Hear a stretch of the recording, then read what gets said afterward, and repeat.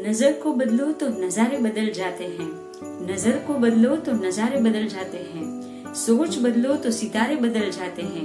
कश्तियां बदलने की जरूरत नहीं, दिशा बदलो तो किनारे खुद ब खुद बदल जाते हैं। जी हाँ दोस्तों, मैं हूँ आपकी दोस्त काजल और अभी हमने जो लाइन सुनी, आइए उसे समझते हैं एक कहानी के द्वारा और छेड़ते हैं एक छोटी सी बात चाय के साथ।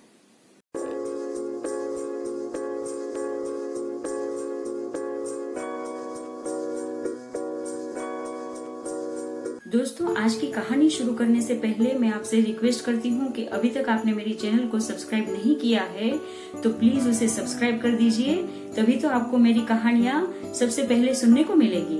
दोस्तों, मैंने अभी अभी इंग्लिश में 2 लाइंस पढ़ी जो मुझे लगता है कि हम सबके लिए बहुत ही इम्पोर्टेंट है कि don't be pushed by the fears in your mind, don't be pushed by the fears in your mind but be led by the dreams in your heart. तो हमारे मन में हमारे लिए जो डर है, जो नेगेटिव बातें हैं, उनसे हमें पुश नहीं होना है, उन सबको सोचकर हमें बैठ नहीं जाना है, लेकिन हम जिसके सपने देखते हैं, जो हम करना चाहते हैं, उसके लिए हमें निरंतर प्रयास करते ही रहना चाहिए। हमेशा ही मैं यही बात अपनी स्टोरीज में कहती हूँ। तो चलिए सुनते हैं आज की स्टोरी। पुराने समय की बात है, एक राजा अपने राज्य में राज करता था।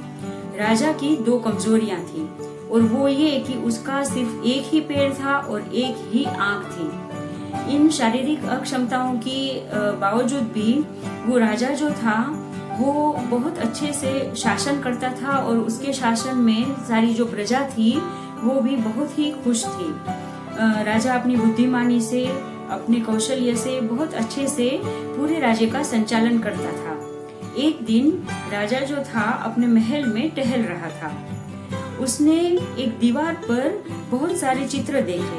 वो जो चित्र थे वो राजा के पूर्वज के थे। वो चित्र देखकर राजा को ये ख्याल आया कि ऐसे ही जब मेरे उत्तराधिकारी ऐसे ही महल में टहलेंगे तो वो मेरे बारे में भी सोचेंगे, मुझे याद करेंगे। लेकिन उस दीवार पर अभी तक राजा का पिक्चर जो था वो नहीं लगा था। राजा को ये भी नहीं पता था कि उसकी शारीरिक अक्षमताओं की वजह से उसका जो चित्र बनेगा वो कैसा दिखेगा। तो उसी दिन राजा ने सोचा कि इस दीवार पर मेरा एक चित्र तो होना ही चाहिए। अगले ही दिन राजा ने अपने राज्य के श्रेष्ठ चित्रकारों को अपने महल में आमंत्रित किया और ये घोषणा की कि इस महल में लगवाने के लिए मुझे मेरा एक सुंदर चित्र बनवाना है। तो जो भी मेरा सुंदर चित्र बना सकता है वो आगे आए और जैसा चित्र बनेगा वैसा ही उस चित्रकार का इनाम रहेगा। तो सारे चित्रकार जो थे वो इस कला में बहुत ही निपुण थे, लेकिन सब सोचने लगे कि अरे राजा तो काना है और लंगड़ा है, अगर इसका हमने जो चित्र बनाया वो इसे अच्छा नहीं लगा तो हम पर ये क्रोधित भी हो सकता है और ये भी हो सकता है कि वो हमें इनाम में सजा ही दे दे। तो सबको ये जो डर लगा उसकी वजह से सब कोई ना कोई बहाना करके दरबार में से निकल गए। जैसे कि मैं हर बार अपनी स्टोरी में कहती हूँ वैसा ही यहाँ हुआ। क्या कहती हूँ कि don't be pushed by the fears in your mind. तो सबको ये डर लगा कि हम जो राजा का चित्र बनाएंगे वो अगर राजा को अच्छा नहीं लगेगा तो हमें वो सजा भी दे सकता है। तो ये सोचकर सब चले गए। ये एक बात और मैं यहाँ कहना चाहती हूँ कि भीड़ उसी रास्ते पर चलती है जो रास्ता आसान होता है, लेकिन उसका ये मतलब बिल्कुल नहीं है कि वो रास्ता सही है। तो दरबार में जो सारे चित्रकार आए थे उसमें से एक चित्रकार ऐसा भी था जो ये भीड़ में शामिल नहीं हुआ। उसने राजा को कहा कि मैं आपका सुंदर चित्र बना सकता हूँ। राजा ने कहा कि ठीक है, अगर तुम मेरा सुंदर चित्र बना सकते हो तो मैं तुमको अनुमति देता हूँ। और वो चित्रकार घर गया और दूसरे ही दिन से राजा का चित्र बनाने का उसने काम शुरू कर दिया और थोड़े ही दिनों में राजा का एक सुंदर सा चित्र बना भी लिया। जब चित्र के अनावरण का दिन आया तो राजा ने सभी दरबारियों के साथ साथ उन सभी चित्रकारों को भी आमंत्रित किया था जिन्होंने राजा का चित्र बनाने के लिए इनकार कर दिया था। तो सब बड़े ही उत्सुकता से राह देख रहे थे चित्र को देखने के लिए। तो जैसे ही चित्र का अनावरण हुआ तो राजा के साथ साथ सभी लोग बहुत ही दंग रह गए चित्र को देख के, क्योंकि चित्र बहुत ही सुंदर बना था। वो जो चित्र था उसमें राजा घोड़े पर बैठा था और वो जो चित्र था उसे एक ही ओर से चित्रित किया गया था, जिसमें राजा का सिर्फ एक ही पैर दिख रहा था और राजा धनुष चढ़ाकर एक आंख से निशाना ले रहा था, जिसमें राजा की आंख की जो कमजोरी थी वो भी छुप गई थी।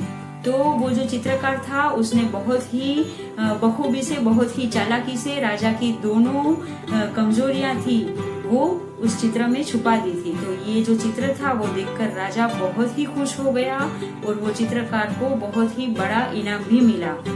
ये स्टोरी से हमें दो बातें सीखने को मिलती है। एक तो ये कि हमें किसी भी परिस्थिति में पॉजिटिव थिंकिंग ही रखना है, हमारी सोच सकारात्मक रखनी है। काम चाहे कितना भी टफ क्यों ना हो, कठिन क्यों ना हो, लेकिन अगर हम पॉजिटिवली सोचें तो हमें कोई ना कोई रास्ता जरूर मिल जाता है और कैसा भी टफ वर्क जो है वो हम इजीली कर पाते हैं। और दूसरी ये बात कि भीड़ जो है वो एक ही तरफ जाती है, लेकिन ये सही नहीं है कि वो रास्ता सही हो। हमें अपने रास्ते खुद बनाने चाहिए।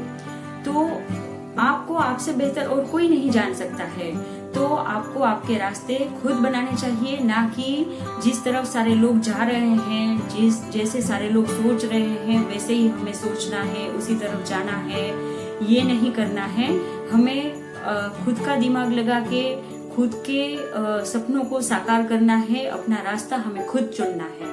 और तीसरी ये बात कि सफलता और असफलता ये तो बाद की बात है, लेकिन असफल होने के डर से हम अगर कोई काम करना शुरू ही ना करें और अपने आप को असफलता की ओर धकेल दें, तो इससे बुरा और कुछ हो ही नहीं सकता है। तो इसी बात के साथ आज का ये टॉपिक पूरा होता है। देखने के लिए धन्यवाद।